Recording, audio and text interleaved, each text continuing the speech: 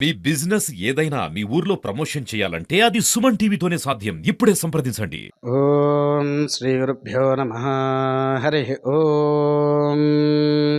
ఏకదంతాయ విద్మహే వక్రతుండాయ ధీమహి తన్నో దంతీః ప్రచోదయాత్. ఏకదంతం చతురహస్తం పాశమంకుశధారిణం రథం చ వరదం హస్తైర్విభ్రాణం మోషకత్వజం రక్తం లంబోదరం శూర్పకర్ణకం రక్తవాససం రక్తగంధానిరుక్తాంగం రక్తపుష్పైత్సపోజతం భక్తానుకంపినం దేవం జగత్కారణమత్స్కతం ఆవిర్భోచం చ సృష్ట్యాదో ప్రకృతేత్పురుషాత్ పరం ఏవం ధియాయతి యో నిత్యం స యోగి యోగినాం వరః. నమో వరాతపతయే నమో గణపతయే నమః ప్రమథపతయే నమస్తే అస్తో లంబోదరాయ ఏకదంతాయ విఘ్న వినాశినే శివసుతాయ శ్రీవరధమూర్తయే నమో నమః. నరసంపేట ప్రియ భక్తులందరికీ కూడా వినాయక చతుర్థి, వినాయక చవితి శుభ ఆశీస్సులు. భారతదేశ సనాతన హైందవ ధర్మ సంస్కృతి ఆచరాది అందరికీ కూడా మహా వినాయక చతుర్థి శుభ ఆశీస్సులు. అందరికీ తెలిసింది ఏమనగా, వాస్తవానికి ధర్మశాస్త్రంలో వినాయకుడి పుట్టుకనే ఒక రహస్యము. ఆయన ఏ విధంగా జన్మించాడు అనంటే, వినాయకుడు పసుపు ముద్ద. శివుడు గజాసురుడు అనేటువంటి రాక్షసుడు తపస్సు గావించి శివుడి యొక్కను ప్రత్యక్షం గావించి శివుణ్ణి ఆత్మలింగ రూపంలో తన కడుపులో ఉంచుకోవడానికి కోరిక కోరుతాడు. తనతో నిత్యంగా ఉండాలి, నువ్వు నా కడుపులోనే ఉండాలి అని గజాసురుడు కోరుకోగానే సరే అని చెప్పేసేసని అందరూ కూడా వెళ్ళేసేసి గజాసురుడి యొక్క కడుపులో ఉండిపోతారు ఆత్మలింగ రూపంలో. అదేవిధంగా వారు ఉన్నప్పుడు అంటే ఆ క్షణాలలో దేవతామూర్తులు అందరూ కూడా వచ్చేసేసి ఆ స్వామివారిని బయటికి రప్పించడానికి నాట్య మృదంగాలు ఆచరిస్తున్నటువంటి క్రమంలో పైన కైలాసంలో ఉండేటువంటి పార్వతీదేవి పసుపు ముద్దతో ఒక మనిషి రూపాన్ని తయారు చేసి దానికి ప్రాణ ప్రతిష్ఠ చెయ్యగానే ఒక మనిషి ఉద్భవించాడు. వాడి పేరే గణపతి అనే నామధేయము ఉచ్చరించి నేను స్నానం చేస్తూ ఉంటాను, ఇందులోకి ఎవ్వరికి కూడా నా స్నాన గదిలోకి అనుమతించకు అని చెప్పేసేసని పార్వతీదేవి కూడా కోరుతుంది.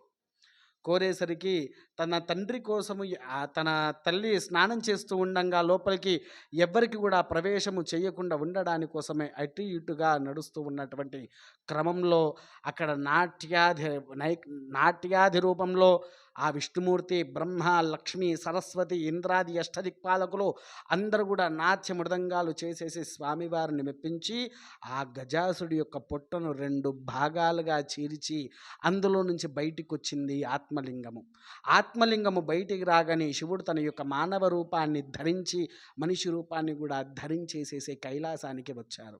కైలాసానికి కూడా వచ్చిన తర్వాత అక్కడ ఉండేటువంటి పార్వతీదేవిని చూసి పార్వతి స్నానం చేస్తున్నటువంటి గది దగ్గరికి వెళ్ళేసరికి తండ్రి కొడుకులకు ఇద్దరికి కూడా వైర్యం మొదలవుతుంది.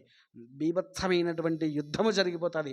ఆ యుద్ధం తూర్పు వైపున తల పెట్టుకుంటే మంచిది, తల పెట్టి పడుకొని. దక్షిణం వైపు పెట్టుకుంటే ఆరోగ్యానికి మంచిది, పశ్చిమానికి తల పెట్టి పడుకుంటే ధనవృద్ధి.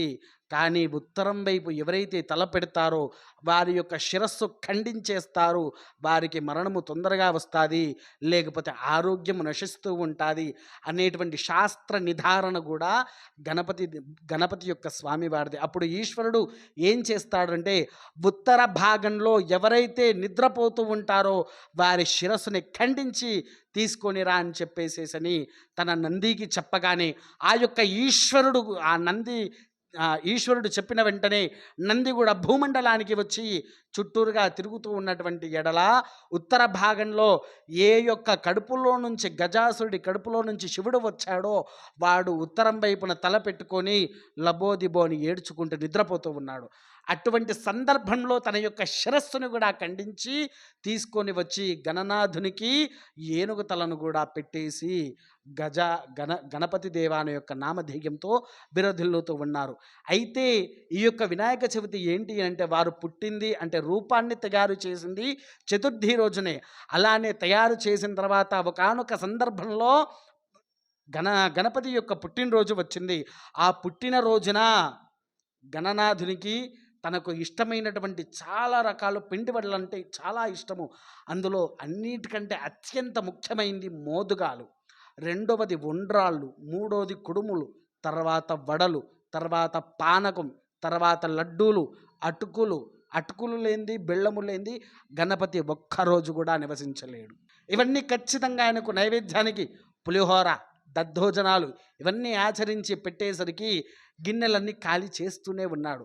గిన్నెలన్నీ ఖాళీ అయిపోయిన తర్వాత ఆ యొక్క గణేశ్వరుడు అలసటతోని అటు ఇటుగా ఊగుంటా బాగా అలిసిపోయి తన తల్లి దగ్గరికి కూడా రాగానే అది చూసినటువంటి ఆ చంద్రుడు కిలకిల కిలకిల నవ్వుతూ ఉంటే తన తల్లి అయిన పార్వతీదేవికి కోపం వచ్చి ఈ విధంగా కూడా అంటున్నారు, అయ్యా మరి వారిని రోజు చూస్తే మా గతి ఏమి కావాలి, మా పరిస్థితి ఏమి కావాలి, భూమండలంలో ఉండే మానవాతీతుల యొక్క పరిస్థితి కూడా ఏమవ్వాలి స్వామి అని వేడుకుంటూ ఉండంగా అప్పుడు ఆ ఈశ్వరుడు తన తల్లి అయినటువంటి తన భార్య అయినటువంటి పార్వతీదేవిని శాంతింపజేసి దానికి ఏమని చెప్పారు అనంటే, సరే నేడు నా కుమారుడి యొక్క పుట్టినరోజు అంటే భాద్రపద మాస శుద్ధ పక్షములో వచ్చేటువంటి చవితి తిథి యందున నా కొడుకు పుట్టినరోజు.